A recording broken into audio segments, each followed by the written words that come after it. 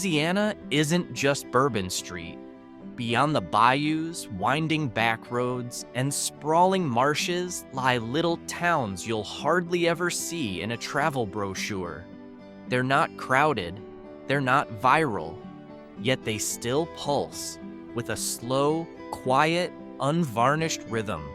Sometimes it's in places like these that you uncover the truest stories, untouched, unfiltered, and unassuming. So let's take a road trip through 15 of Louisiana's most remote towns.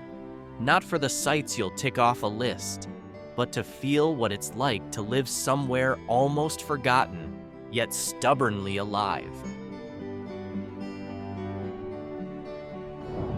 Tucked away in a quiet corner of Sabine Parish, Fisher feels like a time capsule from the early 1900s.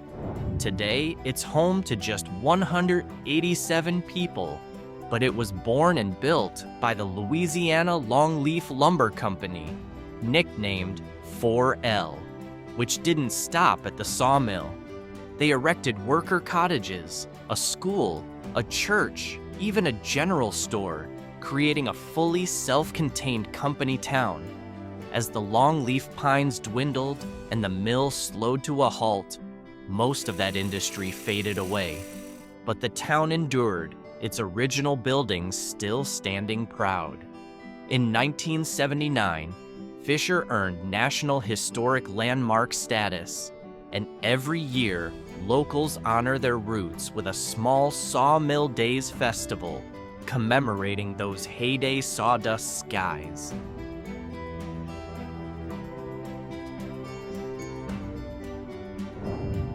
If Fisher is Louisiana's timber time capsule, Cloutier Ville, or Cloutierville in the local drawl, is its Creole heart on the banks of Cane River. This tiny Natchitoches parish settlement was once home to Kate Chopin, author of Bayou Folk and The Awakening, during the early 1880s.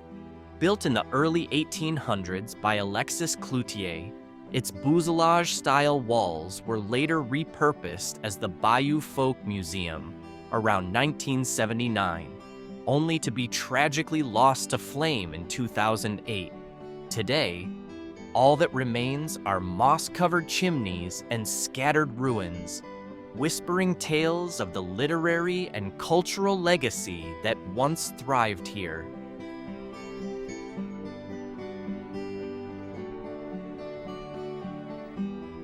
Where Cloutierville speaks of Creole charm, Eros sings of industrial ambition and natural fury. Founded in October 1899 by the Tremont Lumber Company, its name inspired by Asteroid 433 Eros to secure a post office. The town blossomed around shimmering mills. But on the night of April 8, 1920, a tornado ripped through, destroying nearly everything, and a subsequent fire 3 years later sealed the sawmill's fate.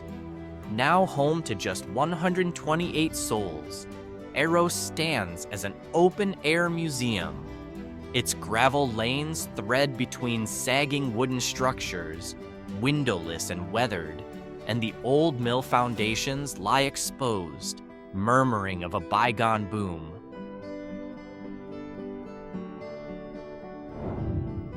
Grand Isle, the southern barrier island of Louisiana stretching into the Atlantic, is often called the first line of defense against storms barreling into the Gulf of Mexico.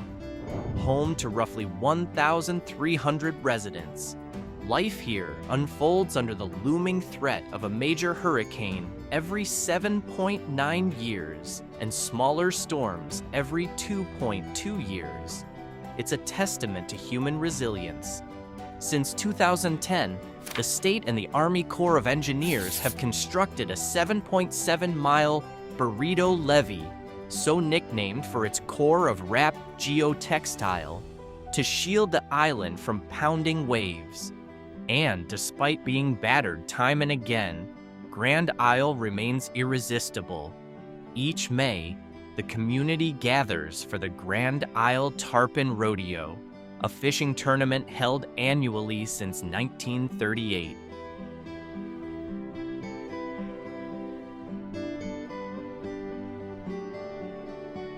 Next, let's wander into Lisbon. Spanning just 13.1 square miles with about 164 residents in 2025, Lisbon feels like a living pastoral painting. Founded during the post-Civil War expansion, this village never boomed. Its lanes are gravel-strewn, there are no traffic lights, and the lone public landmark is a Methodist church that anchors the community. Lisbon may be tiny, but here the subtle nostalgia of the Deep South thrives, a place where time drifts slowly and old memories always feel new.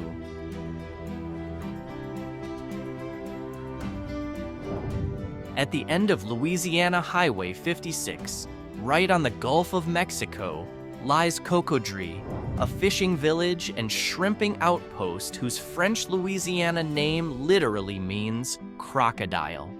About 10 miles south of Chauvin and just below Houma, Cocodrie stands elevated on pilings, with homes in the Louisiana University's Marine Consortium, LUMCON Lab, completed in 1986, marking it as the peninsula's farthest point of marine research. Since 2004, Cocodrie has weathered nature's fury again and again. From Tropical Storm Matthew in 2004 to Hurricane Gustav in 2008 and Hurricane Zeta in 2020, which ripped through with winds exceeding 100 miles per hour. Yet just north of the village, the Bayou Cocodrie National Wildlife Refuge preserves hardwood forests, home to Louisiana black bears and over 150 bird species.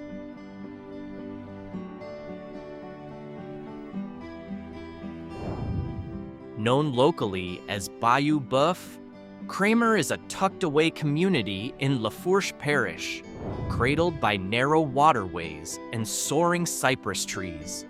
Here, the Creole tradition of crafting pirogues, flat-bottomed boats hewn from single cypress trunks, still thrives. Local artisans carve each 15 to 20-foot vessel with precision, shaping every curve to glide through the shallow bayous and whispering thickets. The ambience is unpretentious. Weathered Creole-style homes, the Little Red Schoolhouse, one-room schoolstead standing since 1905, and red clay roads that lead straight to the water's edge, where morning mist drifts over gentle ripples. Tullos sprang to life in 1892 when the MOP Railroad laid tracks through the region, naming the stop for the Tullos family. Early settlers along Cochrane Creek, renowned for their community spirit. Soon after, Elmo Tullos opened a small pine sawmill, transforming the town into a bustling hub of rail cars laden with lumber. At its peak, Tullos teemed with mill workers and their families, complete with a busy depot, timber warehouses, and a general store lining the tracks. Today, with just 303 residents, rows of simple wooden homes flank gravel roads, while sections of the old rail line, now silent, stand as quiet sentinels to the rhythmic clatter that once echoed through pine forests.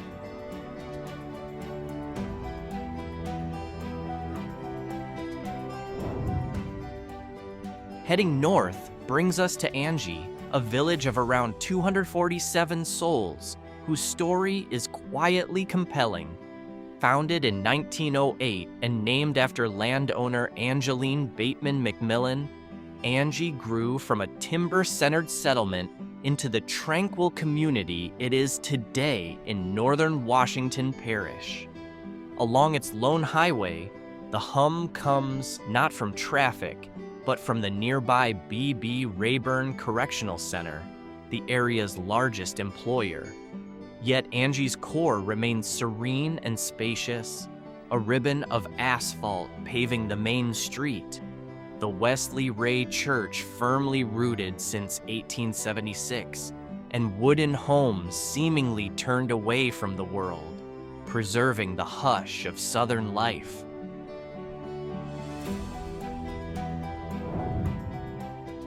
Parhams is a blink-and-you'll-miss-it spot in Morehouse Parish, so small it hardly merits a roadside sign, nestled along Church Road just outside Jonesville.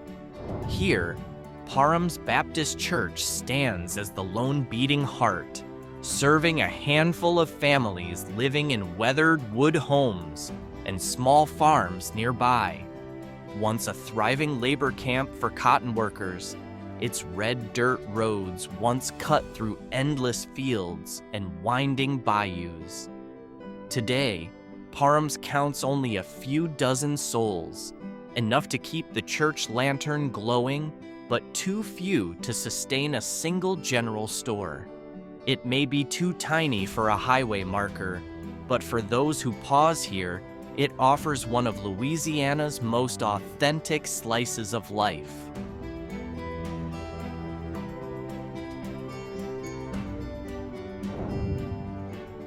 Marthaville, an unincorporated community at the far western edge of Natchitoches Parish, first appeared on maps in 1851 and was named for Martha Ann Whitlock Raines, the founder's wife. Now home to roughly 40 residents, it springs to life every September for the Good Old Days Festival, first held in 1992 and now in its 31st year. For 2 days, the quiet asphalt roads filled with parade floats of classic cars, a gospel stage under towering trees, craft booths, and barbecue contests, drawing around 1,500 visitors eager for family-style reunions, traditional music, and genuine Louisiana flavors. Outside festival season, Marthaville moves at a leisurely pace. The only other hub of activity is the nearby Rebel State Historic Site, where a wooden performance stage and country music museum keep the region's musical heritage alive. Stretching along Louisiana Highway 654 in Lafourche Parish, Gheens began as a sugarcane plantation founded by the Gheens family of Louisville in 1879 to supply candy taffy factories. Each Mardi Gras, locals enact the Mardi Gras Chase, chasing children through the streets with willow branches in a centuries-old rite of atonement dating to the early 1900s. And every late May, the Bon Mange Festival invites visitors from across the parish to sample Creole specialties and celebrate Gheens' enduring culinary legacy. Tucked into Caddo Parish, just a stone's throw from the Red River and sandwiched between U.S. Route 71 and the Kansas City Southern Railroad, Belcher counts just 233 residents in 2025. Originally called Horseshoe, after the lazy bayou winding along its edge, the village was reborn in 1899 to honor James Clinton Belcher, the former overseer of a local Confederate plantation. In the 1880s, the Gate City Lumber Railroad rolled through here, bringing logging cars, workers' families, and the hum of sawmills. Today, Belcher's modest clapboard houses and quiet side streets feel frozen in time, where the distant whistle of a freight train still stirs memories of its logging heyday. Perched on Louisiana Highway 22 in Livingston Parish, Killian's 1,263 residents live along the mist-shrouded banks of the Tickfaw River, which snakes through swamp and cypress toward Lake Maurepas. Each dawn, a thick fog hovers low over the water, lending the town an otherworldly hush, as if time itself pauses in the pale light.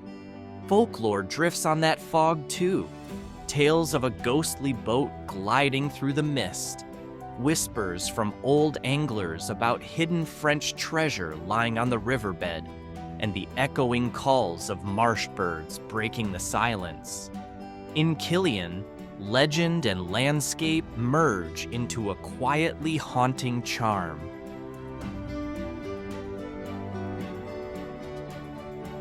Out on the northern fringe of Morehouse Parish, mere miles south of the Arkansas line along US Route 165, lies Jones, an unincorporated community of just 50-odd souls. You won't find neon signs or tourist shops here, only low-fenced wooden homes, a tiny postal depot, and a slender ribbon of asphalt slicing through endless cotton fields.